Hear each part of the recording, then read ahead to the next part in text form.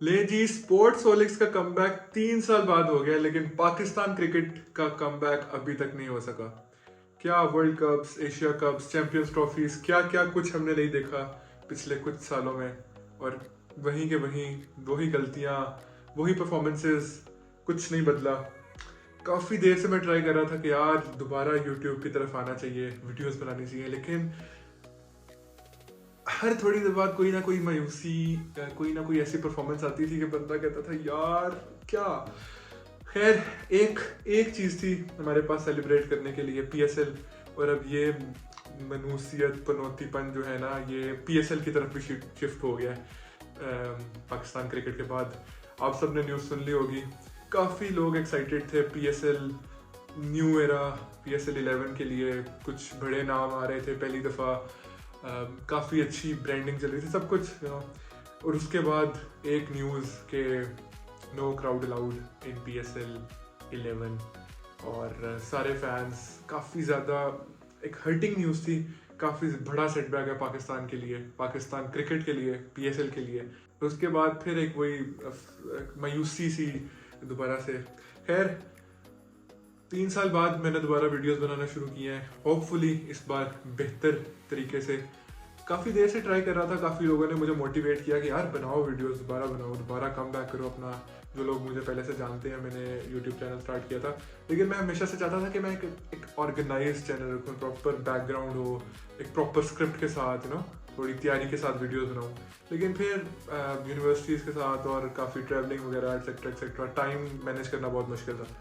तो अब मैंने सोचा कि यार जितने ज़्यादा रॉ इमोशंस मैं आप लोगों के सामने रखूँगा क्रिकेट से रिलेटेड, क्योंकि मैचेस तो ऑब्वियसली देखता ही हूँ, और जितने रॉ इमोशंस मैं रख सकूँगा, जितना क्या कहते हैं अनफिल्टर्ड मैं हूँगा, और जितनी जल्दी मैं अपना एक्सप्रेस कर सकूँगा अपनी फीलिंग्स, तो आई थिंक उतना बेहतर है। तो वो जो एक हो गया ना, एक नेचुरल एक्सप्रेशंस होंगे, नेचुरल फीलिंग होगी, आई थिंक मैं वो कोशिश करूँगा इस बार कि जहाँ भी हूँ, ट्रैवलिंग में हूँ या जहाँ भी हूँ, लाइक क्विक सी वीडियो करके और उसको लाइक जस्ट आप लोगों के सामने रखूँ। तो इस बार हम जो है वो कोशिश करेंगे कि पहली बार से बेहतर हो। खैर, is Pakistan cricket at its lowest right now? I think it's very obvious. It might be debatable for some people, but I think it's very obvious. T20 world cup की परफॉर्मेंसेज आपके सामने, आई डोंट थिंक सो उस पर बात करनी चाहिए। अभी Bangladesh series आप सबके सामने थी, इट वाज अ शॉकर। कुछ कह सकते हैं यार यंग टीम थी, ब्ला ब्ला ब्ला ब्ला, लेकिन भाई अगले साल हमारा वर्ल्ड कप है 2027 में, साउथ अफ्रीका में ओडीआई वर्ल्ड कप। क्या हम लोग उसके लिए रेडी हैं? I think absolutely not. ठीक है, do you think you guys are favourite to win the World Cup? I think बिल्कुल नहीं। क्या मैं अपने आप को टॉप 4 में भी रखता हूँ, अपने आप मतलब अपनी टीम को टॉप 4 में रखता हूँ? बिल्कुल नहीं। क्या मैं अपनी टीम को टॉप 6 में रखता हूँ? May be, but I don't see Pakistan qualifying for semifinals with this team.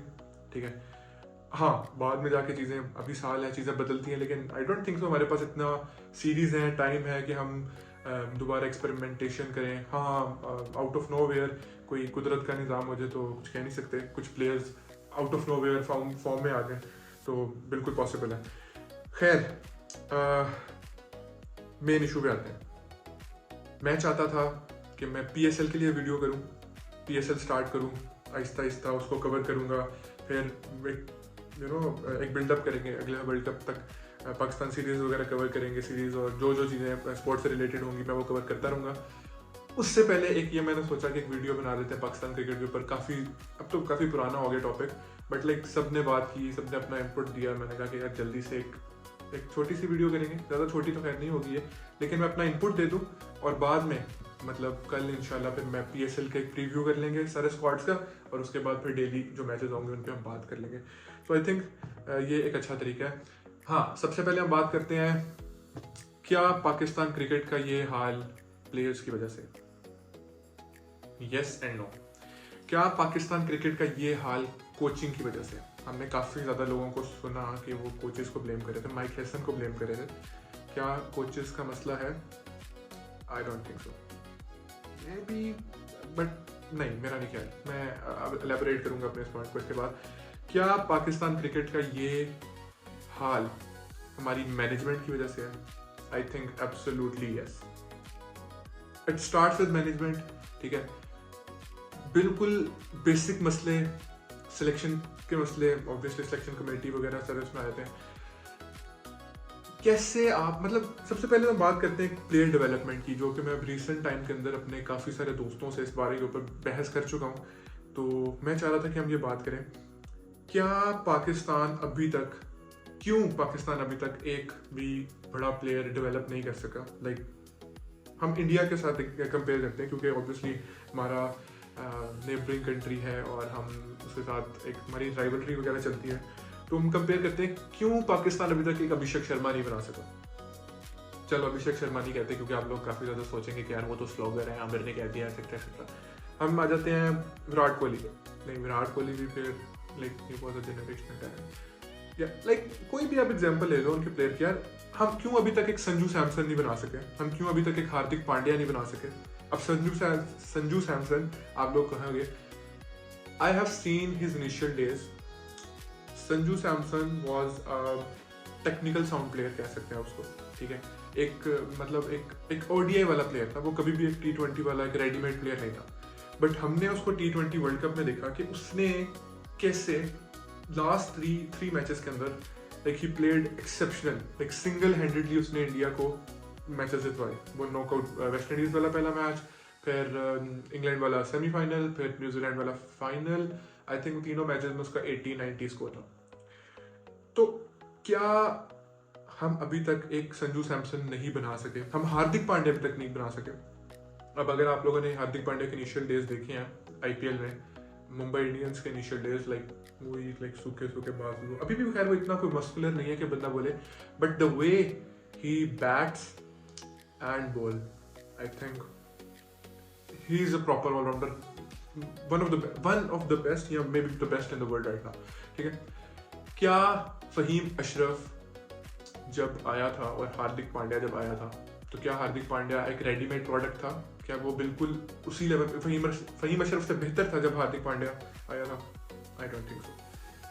हम अभी तक फहीम अशरफ, आमिर जमाल, जानदाद खान, अब्बास अफरीदी, कितने भी हम ऑलराउंडर्स, एक फास्ट बॉलिंग ऑलराउंडर्स का एग्जांपल ले लेते हैं, हम अभी तक क्यों एक प्रॉपर ऑलराउंडर डेवलप नहीं कर पाए? अब इस बात पे आने से पहले मैं एक बात करूंगा। हमने अपने कोच माइक हसन को काफ़ी ज़्यादा सुना, क्रिटिसाइज उस पर किया गया कि बहुत ज़्यादा ऑलराउंडर्स खिलाता है। यार माई क्वेश्चन इज कि कौन सी ऐसी दुनिया की टीम है करंटली जो कि 3-4 ऑलराउंडर्स नहीं खिला रही, ठीक है। इस वर्ल्ड कप में अगर आप एग्जाम्पल लेते हो, आप इंडिया को देखते हो, हार्दिक पांड्या खेला, अक्षर पटेल खेला, शिवम दुबे खेला, ठीक है। आप ऑस्ट्रेलिया की बात करो, मार्कस स्टोइनस, कैमरन ग्रीन, मैक्सवेल, और उनके कितने प्लेयर्स हैं। आप इंग्लैंड की बात करो, करन था, Overton, Will Jacks, Liam Dawson. Africa की बात करो, there was Marco Jansen, George Linde. मतलब ऑब्वियसली हर टीम्स, कॉर्बिन बॉश था, हर टीम्स ऑलराउंडर खिला रही। बट हम अपने ऑलराउंडर्स को इतना ज़्यादा क्रिटिसाइज क्यों कर रहे हैं? क्योंकि हमारे ऑलराउंडर्स उस लेवल पे नहीं, ठीक है। क्यों नहीं है? क्योंकि हमने डेवलप नहीं किया। अब मैं अपने दोस्तों से एक बात करता हूँ कि जितने भी ऑलराउंडर्स होते हैं ना, उनका एक प्राइमरी रोल होता है। कोई भी ऐसा ऑलराउंडर मेरा नहीं ख्याल 1-2 के अलावा होगा कि जो आपको कि बहुत एक प्रॉपर बैट्समैन है, एक प्रॉपर बॉलर है, ठीक है। एक प्राइमरी रोल होता है। आप एग्जांपल ले लो Marco Jansen, he is a proper bowler जो कि 4 ओवर अपने पूरे करेगा, ठीक है, लेकिन बैटिंग से भी चिप इन करेगा, ठीक है। आप मार्कस स्टोइनस की example low, he is a proper batsman, destructive batsman, जो कि जरूरत पड़ी तो बॉलिंग से भी चिप इन करेगा, ठीक है। अक्षर पटेल प्रॉपर बॉलर। अब प्रॉपर बॉलर आई मीन कि कोई भी बैट्समैन आ देना, लाइक लेफ्टी आए राइटी आए, आप उसको यूटिलाइज करोगे, ठीक है। इसी तरह आप लाइक सैम करन की बात करो, ही is a proper bowler, death bowling भी अच्छी करता है और उसको आप बैटिंग में भी यूटिलाइज करोगे। बट अगर हम अपने ऑलराउंडर्स की बात करें, do you think Fahim Ashraf is a proper bowler? आप उसको किसी भी बैट्समैन के सामने ले आते हो? I don't think so. क्यों? हमने अभी तक डेवलप नहीं किया। Is a proper batsman? I don't think so. Mohammad Nawaz, I am very disappointed the way he perform, like I think Mohammad Nawaz अब वो भी बंदा कह सकता है ना कि वो सिर्फ सीरीज़ का प्लेयर है, वो सिर्फ डोमेस्टिक का प्लेयर है, वो सिर्फ लीग्स का प्लेयर है, वो बड़े मैच का प्लेयर नहीं है। मैच विनर तो खैर वो कह दिया था, मैच विनर है तो मेरा, लेकिन वर्ल्ड कप, एशिया कप, बड़े स्टेजेस पे आके उसने परफॉर्मेंस नहीं दी, उसने हमें कोई ऐसा मैच हमें उसने नहीं जितवाया। खैर हम अपने प्लेयर्स पर उतना कॉन्फिडेंस नहीं शो करते और हम उनको डेवलप नहीं करते। शादाब खान ना हम प्रॉपर बैट्समैन है, किसी से बोलेंगे यार ये बैटिंग के बलबूते पे मैच जितवा देगा, ना वो प्रॉपर बॉलर है कि हम कहेंगे भाई इसको बॉलिंग कराने 4 ओवर्स के पक्के हैं, ठीक है। तो हम ऑलराउंडर्स नहीं खिला रहे थे, हम कुछ और ही चीज़ें खिला रहे थे, लाइक वो ऑलराउंडर्स की भी एक लोअर कैटेगरी के प्लेयर्स खिला रहे थे। तो माइक हैसन की गलती नहीं है, आई थिंक उसने जिस तरह के लेवल पे कोचिंग की हुई है और उसने पाकिस्तान, बल्कि पाकिस्तान सुपर लीग में भी कोचिंग की थी, तो ऑब्वियसली इंटरनेशनल पे हम कम्पीट नहीं कर पा रहे। मुझे आज तक समझ नहीं आती हम फ़हीम अशरफ को इतना बड़ा प्लेयर क्यों नहीं बना सके। उसके अंदर इतना पोटेंशियल है यार, उसने बैटिंग से इतनी दफ़ा हमें लाइक शो किया। उसने जब आज से 3-4 साल पहले आई थिंक वो न्यूजीलैंड वाली सीरीज़ थी, उसने सिंगल हैंडेडली हमें 60s-70s करके दिखाए, एंड पे आके टेल के साथ उसने हमें छक्के मार के। फिर उसके बाद उसने टेस्ट मैचेस में हमें एक दफ़ा न्यूजीलैंड के अंदर बचाया था, साउथ अफ्रीका के खिलाफ एक सीरीज़ में स्कोर किया था। इवन इस वर्ल्ड कप में उसने हमें नीदरलैंड्स वाले मैच में एक इतनी बड़ी हमें एक क्या कहते हैं डिसअपॉइंटमेंट से बचाया था, और हमें पता लग गया कि भाई उस बंदे में पोटेंशियल है, वो हमें लाइक स्कोर करके दे सकता है।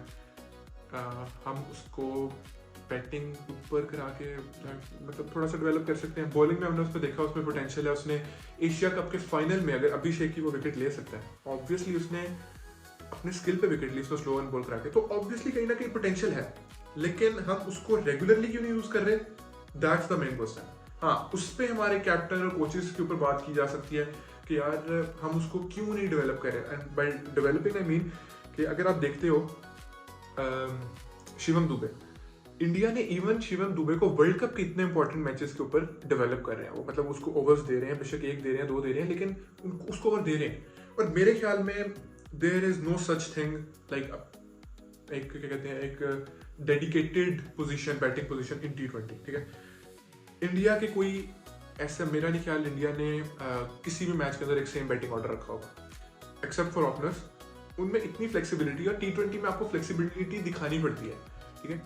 वो शिवम दुबे कभी 1 डाउन आ रहा है, कभी 2 डाउन आ रहा है, कभी लाइक स्काई नीचे खेल रहा है, कभी तिलक वर्मा 1 डाउन आ रहा है, कभी वो 5 डाउन आ रहा है। तो आई थिंक वो 1 डाउन आके भी एक अपना रोल जो है ना वो उसको पूरी तरह से निभा रहा है। और अगर वो 5 डाउन आ रहा है तो पहले 3 दिनों पे 3 छक्के मारे, वो हमने इंग्लैंड के मैच में सेमीफाइनल में देखा, ठीक है। तो इस तरह की फ्लेक्सिबिलिटी हमारे प्लेयर्स में होना चाहिए कि वो अगर ऊपर आ रहे हैं तो वो बारी लंबा भी खेल सकते हैं, और अगर नीचे आ रहे हैं तो वो कर सकते हैं। चलो सारे ना हो, लेकिन 2-3 प्लेयर तो इतने फ्लेक्सिबल होने चाहिए आपकी टीम में। This is where I wanted players like Hasan Nawaz, Irfan Khan Niazi, Abdul Samad to develop, कि वो लाइक इरफान खान नियाजी भी अगर आप उसको देखें तो वो कहीं ना कहीं नीचे आके लाइक एकदम से वो डिस्ट्रक्टिव इनिंग भी खेल सके, और अगर ऊपर आए तो वो मैच को लंबा भी लेके जा सके।